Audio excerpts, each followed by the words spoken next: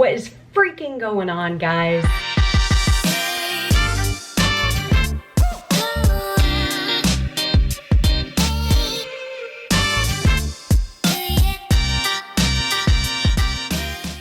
Today we're gonna go over just how to build a training plan, whether it's a 5K, 10K, half, or full marathon.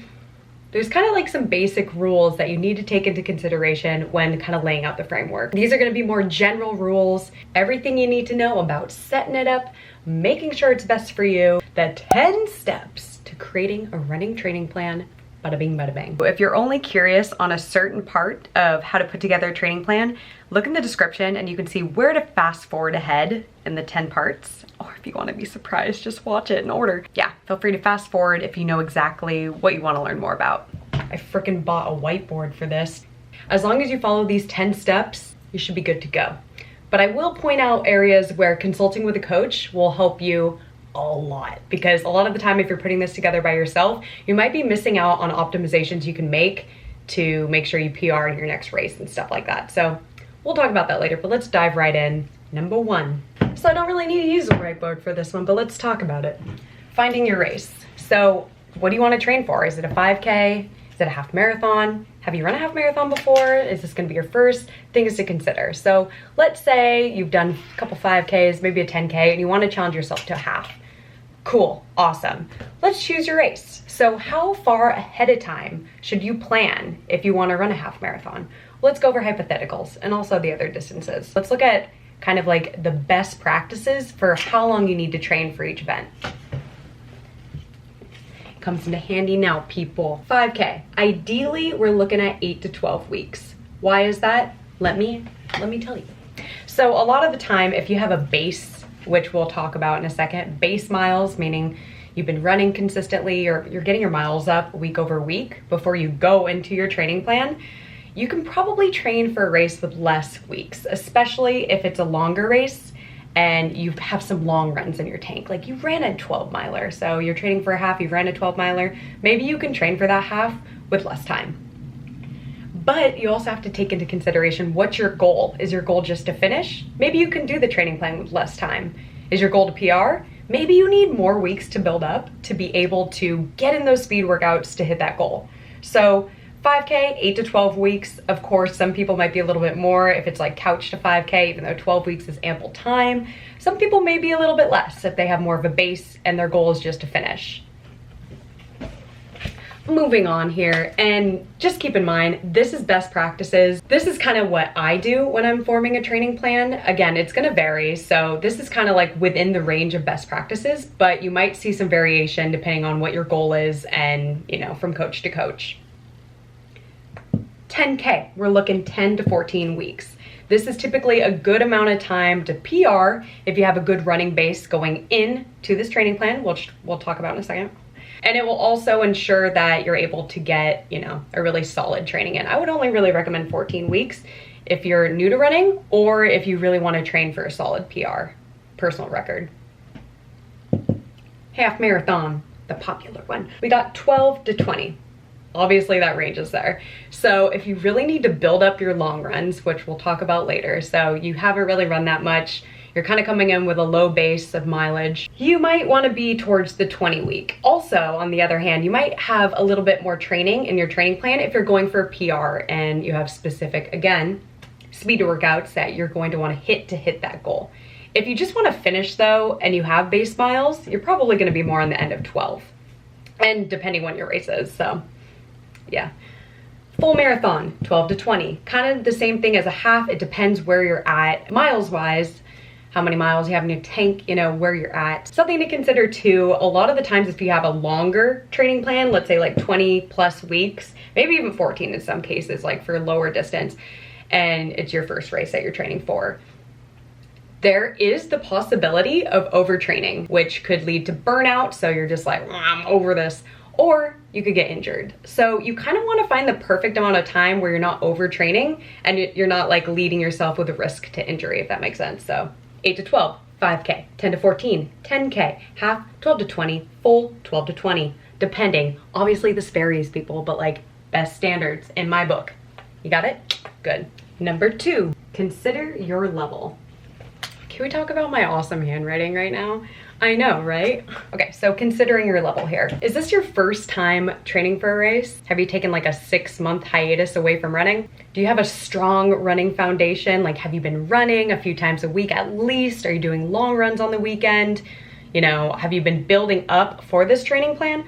All things to take into consideration. For example, if this is your first race, running every day, and I usually don't recommend running every day in general, but if it's your first race, running every day is gonna be really hard on your body. So probably wouldn't do that. Probably wouldn't be on your training plan, you know what I mean? If it's your first race too, you're probably gonna look at maybe having a couple rest days during the week. So be easy with yourself. Consider where you're at before you really dive in and start getting more granular with your training. Advanced runners and intermediate runners may know how many times a week they can comfortably run. For example, when I'm training for a race, I prefer 4 days a week. I just kind of learned that from trial and error. 5 was too much, 3 was not enough. So 4 is like my sweet spot with 2 days of cross training, 1 day off, and strength training sprinkled in there. So finding that like delicate balance, which in our next step, you might actually find what's best for you. And we got base building. You're like, Michelle, you keep on talking about base building. What the heck are you even saying? I got you. So before diving into a training plan, and I mean, this is best case scenario. If you're gonna like extend your training plan, you can typically have base in the beginning of your training plan. But what I'm saying is, when I talk about building your base, is building a solid running foundation. So you just don't hop into a training plan like, we're doing 20 miles this week, and you're like, I'm injured. So you wanna make sure that your body can handle some movement, some running, you know where you're at, you just have a good idea. So of course, you can always tack this on to the beginning of your training plan as you're kind of working to build up your mileage slowly throughout the weeks. Always remember the 10% rule, which some people think is outdated, but I still think it's a good rule of thumb to go by. Increasing your mileage by 10% from the last week over week, is a safe way to do it. Obviously, some weeks you want to taper back a little bit for recovery. Before going into a training plan, I always recommend having at least a month. This may sound like a lot, but I always recommend having like a month, even a couple weeks, where you're just taking your time, gradually increasing your running, even if you're more advanced, getting a little bit more miles under your feet before you go into the plan. If you're new, maybe taking the first couple weeks before going into your training plan. And your training plan, if you're a new runner and this is your first race, it's gonna help you build up to that level. So don't think you're going into it running a ton of miles. Like, your training plan is gonna help you build up your race. But a couple weeks before the plan, I always like to say go out 2 to 3 times a week. Maybe do a walk run. Get used to being on your legs, walking around, running around the neighborhood. Even if it's only like a 20-minute walk run where you're doing 4 minutes of walking, 1 minute of running for 20 minutes. So just kind of having a base, getting your body ready, reminding your legs what the movement's like. Where I go wrong with base building is, in the past, I will go into a training plan thinking like, oh, I've done this 100 times. Like, I can handle these miles. I haven't been running that much lately. And I'll go into like 30 plus to 40 mile weeks. And I'm like, that's how you get injured. You're gonna get shin splints if you go that fast. Usually my knee starts acting up. You know what I'm saying? It all like makes sense when you think it out. Also, with base building, strength training. During your base building, before the plan, always a good idea to check in, kind of see how much strength training have you been doing. Obviously, to become a stronger runner, strength training is really gonna help you. For example, stuff like single-legged squats, planks, core work, lower body, even some upper body too, to help with the arm swing. It's really gonna help you become an all-around amazing runner. So in your base building, I always recommend doing some type of strength training to get your body used to running a little bit with the strength training. If you're going into a training plan with no strength training background, I don't really recommend going that hard when you're in your training plan, because you might get injured if you're, you know, doing a lot of strength and then going into a longer run, and then you're not gonna be able to give it your all. So going into a training plan with a base of strength is great, because then in the training plan, you can incorporate that strength and not have to worry about getting injured. It's like, what's the saying? Food for thought, bread for thought, food for thought, snack for... Number 4, consider number of times running or cross training per week. So why is that important? Let me tell you. Again, if you're new, you're not gonna be running every day a week. You might not even be running 4 or 5 days a week. You might be running close to 3. but let's explain that. So for instance, if you've been running for a long time, you probably know what we were talking about before, how many times a week running is gonna feel great. For some of my more advanced runners, I'll have them running 4 and alternating between 4 and 5 times a week as the weeks go on, if that's a comfortable spot for them. Most of the time, I don't have a lot of runners getting up to 6 days a week, but there are some people where that works really well. So when I say cross training is an activity other than running that's going to help you with your cardio. It's going to help give the same benefits as running, but it's taking all that extra stress, all the stress and pounding away that running would give you. You know what I mean? Good cross training activities are biking, swimming, the elliptic go if you want to be like Meb. Those are like the classic cross training activities. Obviously, during this time, you may not have a gym to go to, you may not have a spin bike or a bike or a swimming pool, which, let's be honest, I haven't been cross training very much lately. This is where, you know, those people that run a lot, when they're able to run 5-6 days a week, they don't necessarily need to do cross training, but for the majority of people, I would say it's probably a safe idea. So you're still getting your cardio up during the week, removing that pounding. So if you're unable to get to a gym, don't have a spin bike, you know, try swimming if you can. To be honest, during this time, if I were to be training for a race, I probably would cut out my cross training and I would have a longer base buildup to allow me to run 4 to 5 days a week, 1 to 2 days off for recovery, and more strength training since I have a really solid base of strength training right now. Yeah, I'd probably get up to running 5 times a week to make up for the lack of cross training, but it's gonna take me longer to build up to that training plan to be able to do so. But if you have the ability to be able to swim or do all that kind of stuff, definitely plan for that. So looking at me, like what I would typically do in a plan, and again, everyone's different, you have to find your mix, and this is a really good opportunity right here to consult with a coach, because a lot of the time you might not know how many days you should be running or how you should build that up. So quick thought, this is where the coach can come in to kind of base your background, where you're at, all that good stuff, to give you an idea of what you should be doing per week. This is where a lot of runners mess up too. They'll just go with a training plan that's like online. They're like, oh, this is great. It tells me exactly what to do every week. But it's like, yeah, but you're not, I mean, this is for like the average person. And it's not, and again, who's the average person, you know? It's very like, this is a good standard to base a training plan on, but you need to make it for you. So example, for me, let's say 4 days running. Well, okay, let's say during quarantine, I'll be more realistic. 4 to 5 days running, and I would say probably 3 days strength. So I probably would do 1 day just strength, no running, and I would probably double up, maybe 2 days strength, no running, and double up one of the strength days with one of my running days, and then have Sundays off.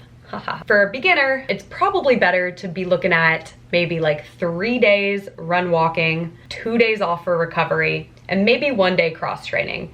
But again, it's not all that necessary as long as you have like that 3 days and you're recovering and getting ready for the next day. That's grand. Planning for strength though, if you have that base of strength, making sure that you're doing certain moves that are gonna help your training, help you be strong, you know, allow your body to be able to run stronger. You can do that by just going on Google, honestly, typing in best strength training moves for runners. I'm thinking about doing a video about that next, to really just encompass the best things that you can be doing to be a stronger runner. I mean, like, not trying to brag, but like, look at that. Just a reminder, I'm being very broad right now. So if you want more detailed things, let me know in the comments what you would like more detail on to be able to make your training plan amazing, perfecto, brilliant, some would say. What number are we on? Loosely structure an example week number 5. So what does that look like? It's gonna kind of give you an idea of the framework that you're gonna need to be able to write in what you're doing day to day. So let's take a look. You can simply just write down Monday through Sunday. Make it easy on yourself. Just in case I didn't know that was Thursday, I gotta put the U. Always, very important. Probably could have done that better. So we got an example week here. So let's start filling it out kind of based on how I say that I wanna structure my training plan. We'll do what I typically do with the 2 days of cross training so we can kind of get a view of what that would look like. Let me fill it out and I'll get back. All right, let's check it out. So the pink shows easy effort days. You'll see there's currently 4. So 2 easy runs and 2 cross training days. On Tuesday, you'll see a little turquoise star. Tuesday, you'll see a little turquoise star. Tuesday and Saturday are considered high effort days. Speed work and long runs over 90 minutes are gonna be more heavier effort. I have one day off on Sunday, but yeah, this is typically how I would structure a week. So sometimes depending on the week, this may change a little bit, it may vary. Like what if I have an appointment and I can't get a run in or whatnot? I mean, for the most part, I'm gonna stay very similar to this throughout my training. But sometimes, like for example, let's say it's a 20-mile long run, very grueling, maybe I add some speed, like some tempo work in there. I might want to have Sunday off, and then Monday, maybe I cross train if I just don't feel like getting back to running just yet. So there might be a couple variations throughout the weeks, but this is basically the framework of probably how I would structure my runs. Intermediate to advanced. A lot of the times I like having a double day of running. So it really works. You're running on kind of tired legs, even though you're taking it easy on Monday. Tuesday speed work, it's gonna be a really good workout. Let's look at more of a beginner's view of what the training would look like. And this is gonna vary a lot too, depending on the person, but let's just go by this. Hypothetically, give this a little look. So there are 3 days at the beginning of this training plan where there's gonna be a run walk on Thursday. I put optional, I should write optional, cross training and strength.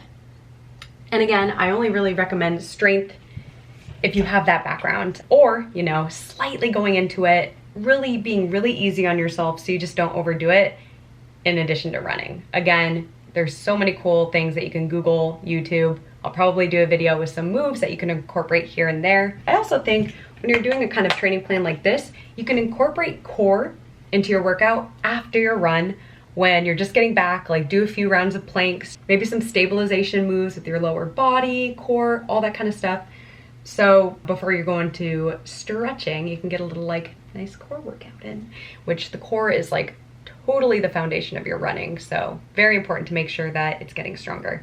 And you may notice with running, you're activating your core, so you might actually be a little sore when you start doing longer runs. But with this type of workout, on Saturdays, you're gonna be really increasing the time that you are on your feet. For beginners, it typically is gonna be a walk run at first. So when you do a walk run at first, you might be doing intervals such as running for 3 minutes, walking for 3, running for 5, walking for 2, maybe even walking more at first. So walking for 5, running for 2.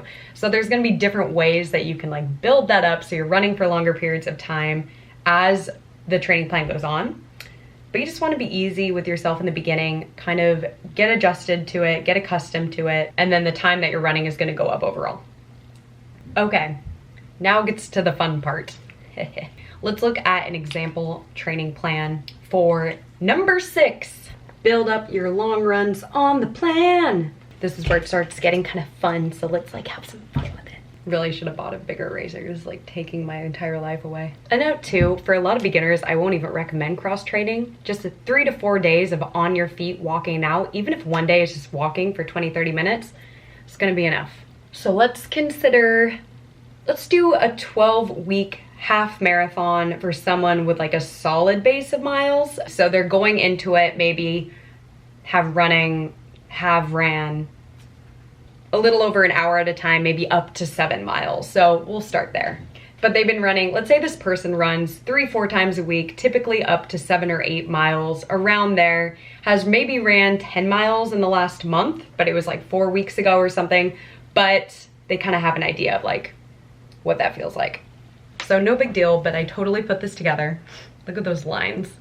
So let's actually consider the brief like kind of structure of what I was putting together for myself. 4 days of running, 2 days of cross training. We'll just take that into consideration. Let's say I wanted to build up to a half marathon. Let's kind of look at what that would look like from the long run perspective. Let's use this color. No, you can't see that. Let's use purple. So let's say in this training plan, we have 12 weeks. On the 12th week is the race. So just write that there. Let's say the race is on Sunday, since that's pretty common. 13.1, great.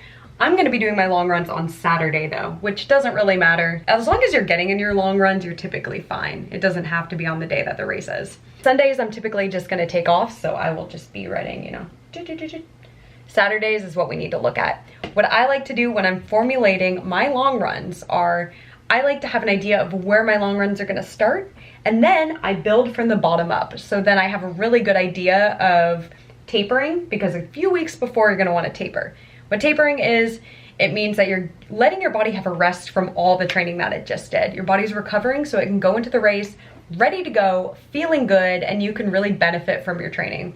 If you don't taper and you go into that race, you might be overly tired and you might not be able to perform at your best ability. So tapering, super important, even though you might go crazy because you're like, oh my God, I wanna run. Speaking from experience. So let's say that I got up to 8 miles before going into this training plan. So we'll take that into consideration. Okay, so I put some numbers together. I did this pretty quickly, but I will talk through my rationale, and I think that it can help you when you formulate your long runs. So again, consulting with a coach is probably the best way to go about this. If you want to PR specifically, or make sure that you're not gonna get injured, I would definitely consult with a coach because this is gonna vary for everybody, but I'll explain why I went this route for myself. Okay, so off before the race, and then in this plan, since it's only 12 weeks, I have 2 weeks of taper for myself. You'll notice that I will be hitting a 14 and a 13.5 in this plan, because for me, when I'm training for a half marathon, I like to get a little bit over the distance. I like to feel like I can run 13.1, and I know what it feels like to get past that distance. So it's a mental thing, and it's also more of a fitness thing for me to make sure to get at least 1:14. In this plan, I only did 1 with a 13.5. So getting back to it.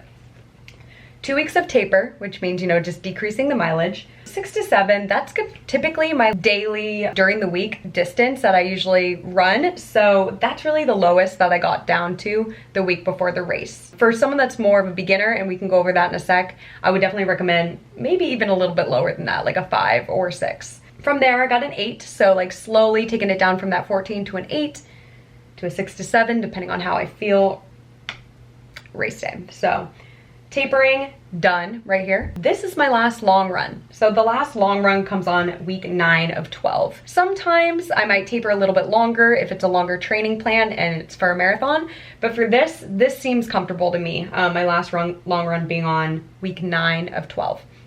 From there, I kind of had it so I was running on and off every other week. Sometimes I might have 2 ons, like 2 long runs in a row if I really wanted to build a strong, solid cardio foundation. But for this, I kind of took it a little bit different. So I could really push it and give it my all on the longer days. So I had a 14.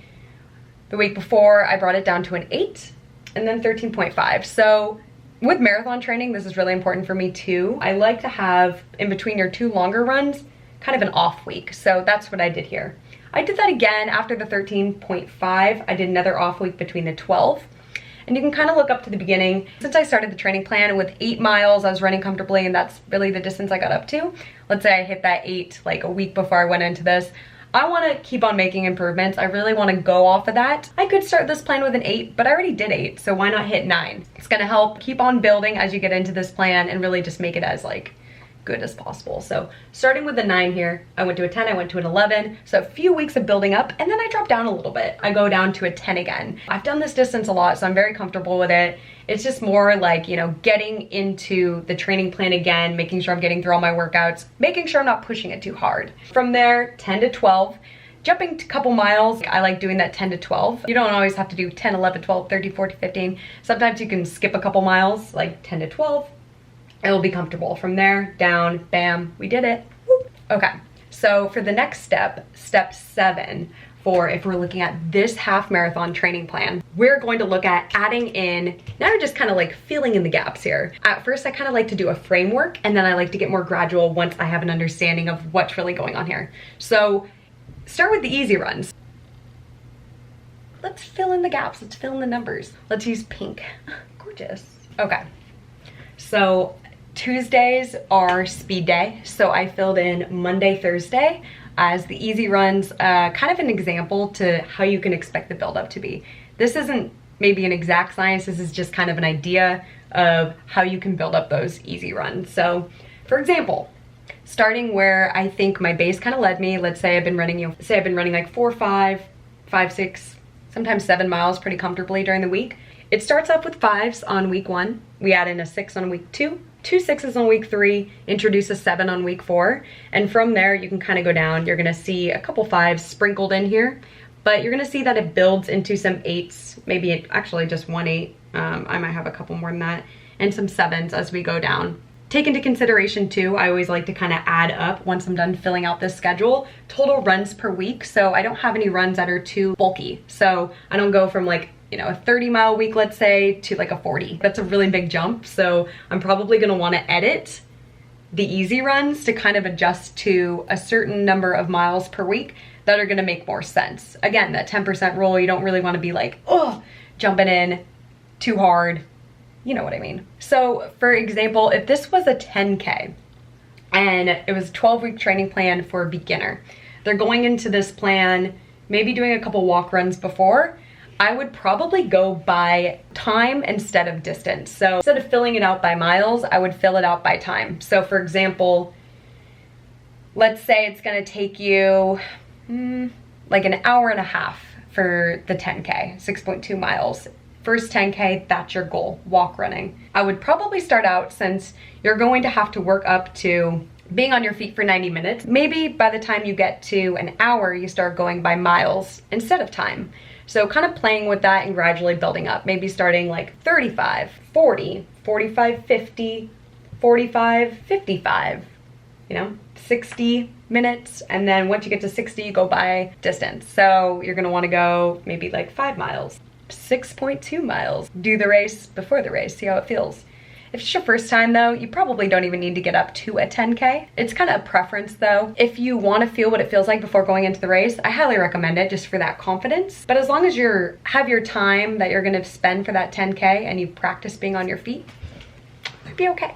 All right, now let's go into speed work, because that could be a doozy. Fill in your speed work and make adjustments. So when I talk about speed work, I'm not talking about strides at the end of an easy run. I'm talking about specific speed workouts that are gonna help you with that race. So for example, if you're training for a marathon, I probably wouldn't recommend speed workouts that are gonna incorporate 200-meter repeats. So if you have a little track, I don't really have runs where you're gonna be running around half of it. This is the track. Probably won't be doing much of that. 400-meter and probably not even 400-meter repeats. For a full marathon, I typically only have speed workouts of 800-meter repeats and over. 800-meter repeats is just a half mile and up. So kind of depending on your race, if you're doing a 5K or 10K, incorporating maybe even some 200 repeats, some 400 repeats here and there, some shorter speed work is gonna be okay. But for the longer the race, you kind of wanna make sure that you're hitting the right kind of speed that you need that's gonna help you improve. So for instance, let me kind of put out the framework here of what I'm thinking, and then you can do the same in your training plan. Okay, so we got the speed day in the mix. So basically I kind of wrote what the speed day is gonna be. This will help me really formulate my plan easily. I can build it up too. So for instance, the first week, I'm gonna just work on some repeats. They probably would be really easy, maybe even like 800 meters times 3 or 4 at half marathon pace. So introducing my body to what that pace feels like again, I can kind of get an idea of if my goal that I was aiming for is a good idea, you know, so I can kind of really feel out that pace. From there, different kind of speed works I'm gonna be looking at for this half marathon training are gonna be progressive style runs, so starting slower, ending faster. I usually like to end somewhere near race pace, maybe even faster, kind of depending on how many miles. But for instance, this run might be, let's say it was a 5-miler. No, let's say it was a 6-miler.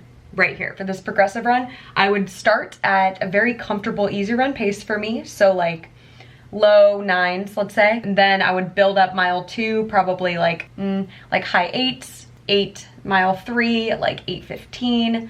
Mile 4, 7:45, mile 5, 7:30, and mile 6 faster or at that half marathon pace. So pretty challenging. I might even mix it up a little bit too. So progressive runs as we go out throughout the workout, it looks like I only put one more. So the second one, I want to be a little bit more aggressive than the first. For tempo runs, I have 3 tempo runs on the schedule. I like to practice half marathon pace in these tempo runs. So as the tempo runs go on throughout the weeks, they're gonna get a little bit longer. It's gonna help me kind of really build that foundation of what that pace feels like. And, you know, check in with myself, see how I feel. It's gonna get me stronger. In addition to that, so we got repeats throughout the schedule. You'll notice when we get to week 8, right after we have that 13.5, we have an off day. So we're not doing a speed workout that day. This is gonna be recovery because, you know, we have a high mileage long run and we have a speed workout that week. So that means we really want to just kind of like take it off,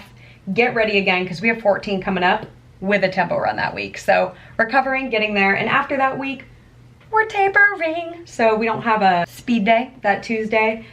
I know I said strides I don't consider speed work because I think you can utilize them throughout a lot of your training after your easy runs, but I just put an emphasis on it there. Even though last like 3 weeks of the plan, they're gonna be pretty easy, you still wanna keep the intensity up, just your overall mileage is gonna be down. So definitely an emphasis on some strides there, probably at race pace, 3 to 5 at the end of a workout. Okay, so cross training. We got all that done. Just have to fill in the blanks for the cross training. Map out cross training. Okay.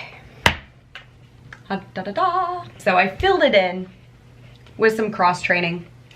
You'll notice I didn't put the type of activity yet. I just put the amount of time that I'm aiming to be cross training. So in my mind, either elliptical, stationary bike, you know, swimming. Yeah, right. Oh, I didn't say earlier, water running is a really good one. So I put the amount of time, again, kind of similar to the easy runs. You're building up as the plan goes on. You'll see a 1 hour in there at week 8, I believe. And then when we taper it down as well. So some weeks too, easier weeks, I might have a little bit more, like on this 8 right here, I got a 50-minute and a 45-minute. As we kind of discussed, I will be strength training as well. What I like to do when I'm doing this framework is maybe putting a star of where I want to do my strength training. So I'll do that real fast. All right, so I put a blue star where I'm planning on doing some strength training. So the first couple weeks, Monday, Wednesday, I kind of hypothesized where I was gonna be tired. So for instance, after week 3, I figured, I might need a little bit more time as I'm getting used to the speed workouts and stuff to recover. So my first speed work on week 4 is actually on Wednesday. As like your weeks go on though, I'm pretty flexible with my strength training because the #1 goal in a training plan is to hit your goal for that race, to PR, to finish, whatever it may be. So even though strength training is really important, it's more secondary to your main goal. So I'm pretty flexible when it comes to that. When the week comes, if I'm feeling really fatigued, my body's tired, I might push it out. Or if, let's say we get to week 6 and I have this aggressive 3 days of strength training, I need to take the whole week off because my body's so tired, that's fine. Let's take it off. Really focus on the runs and really that's it. So once you have this framework, you could then get more granular and really put in the type of workout that you're doing. So for instance, on a repeats day, that might be a day where I want to introduce some hill work as well. So I would do 8 200-meter repeats up a hill and 8 200-meter repeats down a hill. So if the race is hilly, getting some hill work in, and maybe that's what that day is. So filling it in, but this is basically it. So for like the 100th time, keep in mind, when you're doing this, especially if you're a beginner or you want to PR for a race, I don't recommend doing a training plan by yourself. Obviously just putting that disclaimer in here because a coach can really find and pinpoint areas where you can improve in your training. They're really good at diagnosing where you're at and like the best kind of plan for you.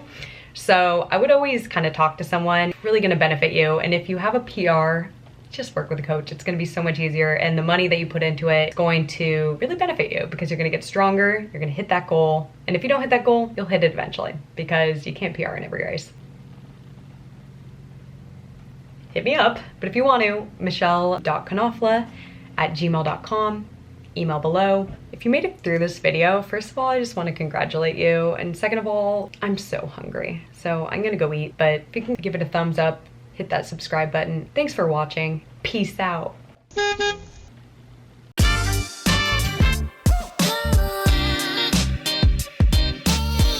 put on deodorant for this, but like you can't even smell me. So I'm fresh though, if you're wondering.